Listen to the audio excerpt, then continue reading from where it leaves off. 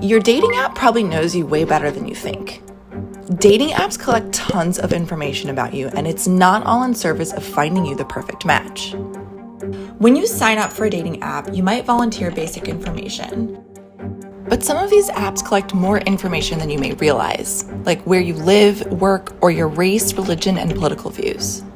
Especially if you're sharing a location, which can be helpful for finding matches in your area, but also opens the door for these apps to gather information about the places you live, work, or visit regularly. For instance, if a bunch of people who have minoritized gender identity or sexual orientations keep showing up in a particular location and looking for matches, it starts to look like a sort of queer area. So it starts to make these sort of inferences based on what other users who share some common information, what about them is showing up in this place. Some dating apps can track where you travel online, even after you leave the app. And if you link your dating account to your social media accounts, these apps may be able to access all kinds of personal information. They use all this data to make predictions about who and what you might like. So this is a complicated space for me where I'm like, well, is it really that bad that someone has my data?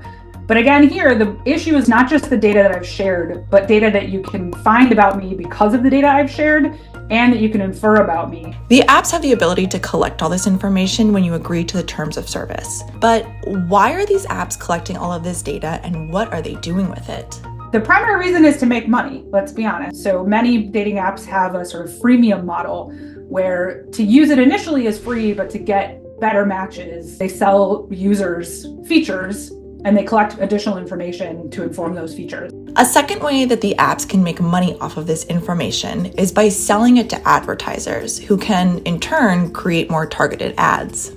But for anyone concerned about privacy, there are steps you can take to reduce your risks. First, check what kinds of permissions you've granted for the app to access your location, contacts, photos, or other social media accounts. Another thing you can do is to provide the minimal amount of information. The mobile dating apps have really long sets of questions that you can answer to try to make your match more specific. It's not clear that a more specific match is actually more likely to be what you're looking for. So maybe give it as little information as you can and cast a broader net. Finally, if you are going to stop using your account, it is important to delete your information and not just deactivate your account. That way your data isn't stored.